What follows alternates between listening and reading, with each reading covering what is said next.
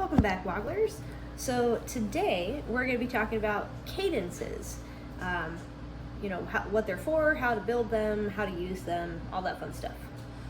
So what we're going to be doing today is, as an example, I am a marketing person at this company, and we've decided that we are really going to try and push leads to get pre-qualified. So I've come up with this lovely pre-qualification process that involves 2 emails, a follow-up call, and a task. And I kind of want them all to happen in order. So one of the great things that CRM has that can achieve that is a cadence. So what you're going to do is you're going to click that little setup gear that is in the bottom left corner. Used to be top right, but now it's bottom left. All right, and I happen to be looking at cadences before this, but in case it brings you up to the top somewhere, what you're going to do is you're going to scroll down on the left side to underneath automation, cadences, and we're going to build ourselves a new cadence. So one of the things to think about with cadences before you employ them is that once you create a cadence and then you put a set of leads or contacts or whomever in your cadence, if you make changes to that cadence, the people who are already in it, even if they haven't reached the process part of your flow that you changed, they're still going to go through the original cadence. So that's kind of something to think about. The other thing about cadences that you should keep in mind is you can only have 10 active cadences going at one time. So if you're planning on using a lot of these things, just remember that you can only have 10 running. You can build a bunch of draft ones, but you can only have 10 running at the same time. All right, let's create our pre-qualification lead cadence. So first you give it a name, so we'll call this the pre-qual lead cadence, and it's obviously for our leads module. You can give it a little description if you desire. I'm going to skip. And then who is this for? So one of the things to think about is with cadences, you can either choose to manually enroll people in your cadence. So it would be up to the salespeople to choose the leads they want to put through this. Or you can create a custom view. And if you don't know what a custom view is, go refer back to our previous video on it. It goes into great detail. But when leads drop into that custom view, when they meet the criteria of whatever your custom view is, then they will automatically get enrolled in this cadence.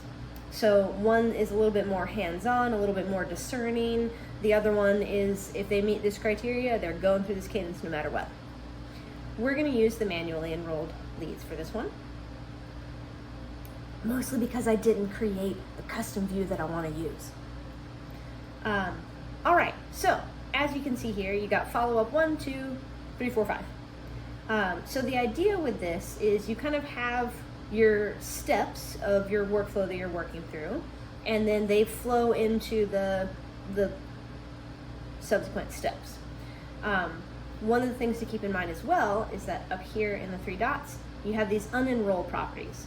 So these are kind of like the goals. So if you have a specific goal in mind, other than just reaching the end of the cadence, where you would want people to drop out, then you would set up one of these unenrolls. So for example, you can have a specific follow-up criteria that's met where they drop out of the cadence.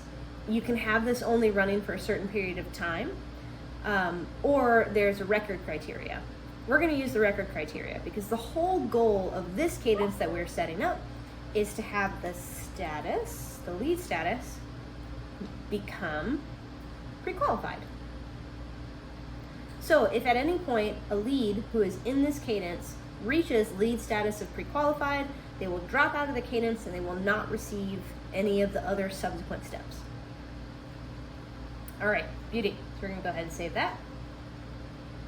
And we're going to go ahead and set up our first action, or follow-up as it's called here. All right, we're going to do an email. So in ours, immediately after they've been enrolled, they get email 1, which we can then further designate as our introduction email.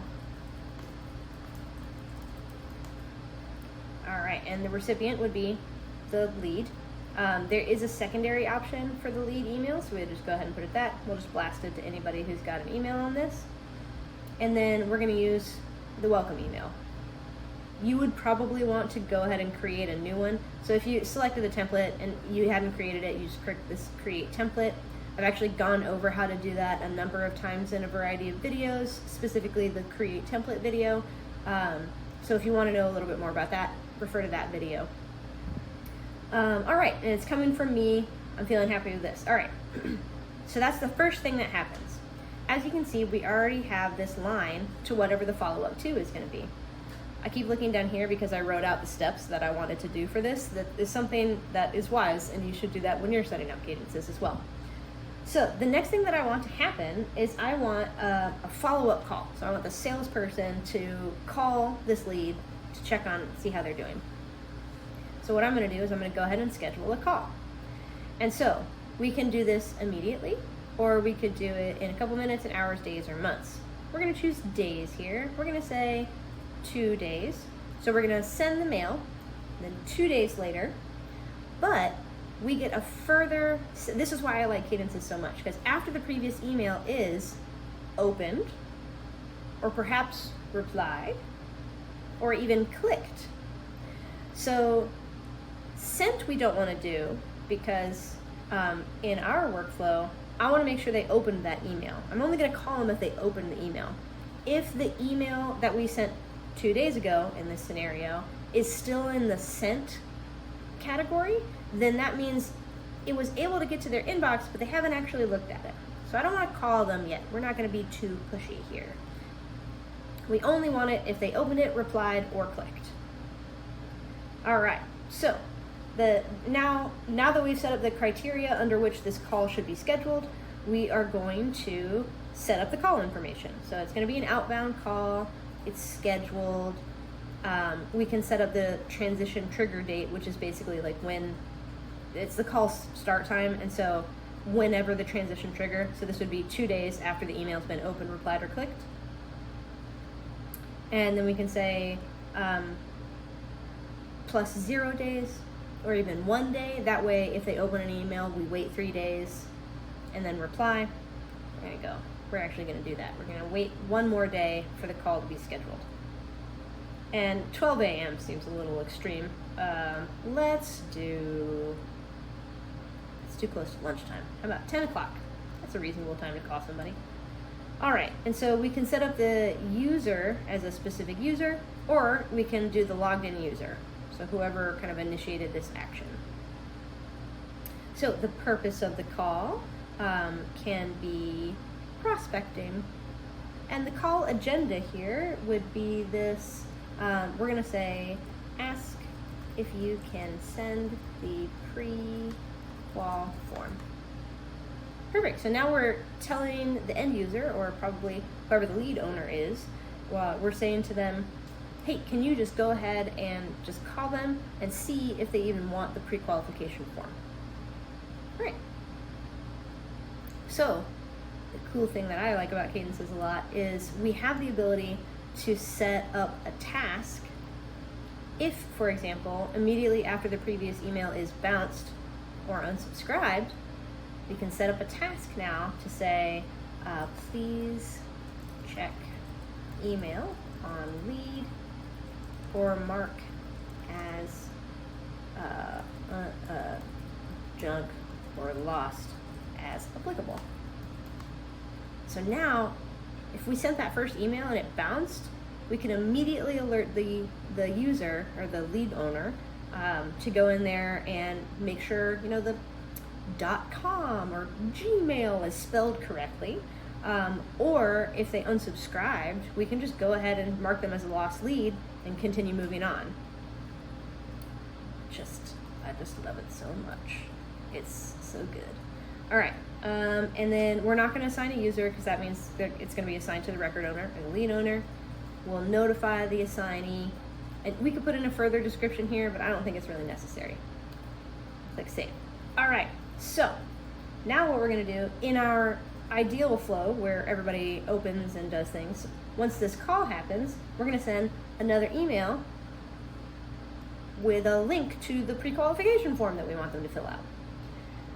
All right, so after the previous call is completed, we can say mail to, here is the form, and the recipient is the lead email, and the template is, we would have created a template, or we can go in and create a template, but in hopes that this video is not going to be excessively long, I'm just going to use the same template here, and then click save. Perfect. So now in our perfect world, after the previous email, we're going to send a final task. So when the email is clicked, which means they actually like clicked on the link in the email and are going to fill out the form, we can say check on form submission. All right, now that's very exciting. We're going to notify the assignee here. And click save. Oh, right, we got to put a trigger date. It's due in 1 day. You got to do it soon. Perfect.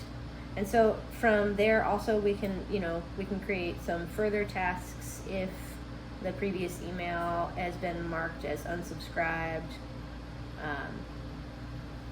or replied. Say check reply or unsubscribe. And so now we're assigning these different tasks based off of how they interacted with the previous email. Genius. Okay, click save.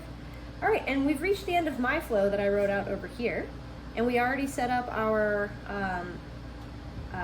dropout of the enrollment. So, maybe somebody gets the first email, and we've got a link to the form in the first email, and they were like, yeah, great. They click that. We've already set up with that form that once it's filled out, it goes back to the CRM and marks them as pre-qualified.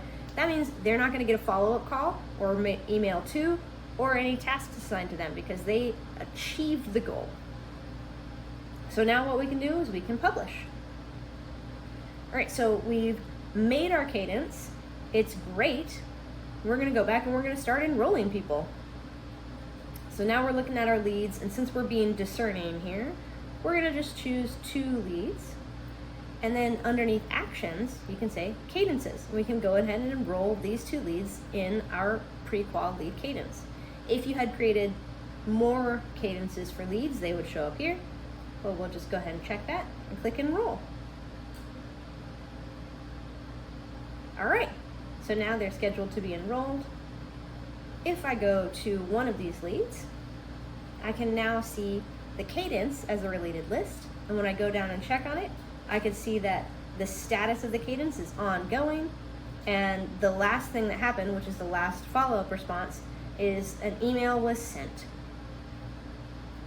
And that's how it goes. And then you can watch it. You can watch them going through and all the steps that were taken and how it's been interacting with you. You can see the email that went out here through the cadence. And you can see, anyway, I just love cadences. I think they're great.